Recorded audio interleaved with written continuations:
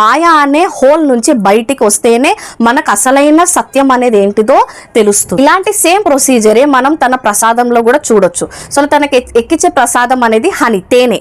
So తేనెనే ఎందుకు ఎక్కిస్తారు అని అంటే, సో దాన్ని ఎలా ఎక్స్ట్రాక్ట్ చేస్తున్నారో ఒకసారి చూద్దాం.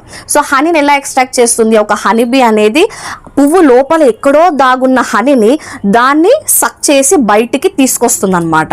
అయితే ఆ హనీ బయటికి తీసుకొచ్చినాక దాని మాధుర్యం అనేది తెలుస్తుంది అనమాట. అలాగే ప్రతి ఒక్క జీవికి కూడా సో అక్కడ ఎక్కడో మాయ లోపల ఉన్న జీవిని బయటికి తీసుకొస్తేనే అసలైన సత్యం అనేది తెలుస్తుంది. అందుకనే మన కాత్యాయని అమ్మవారికి తేనెని ప్రసాదంగా ఎక్కిస్తారనమాట. సో ఇది మన కాత్యాయని అమ్మవారి స్వరూపం వెనకాల ఉన్న సైన్స్.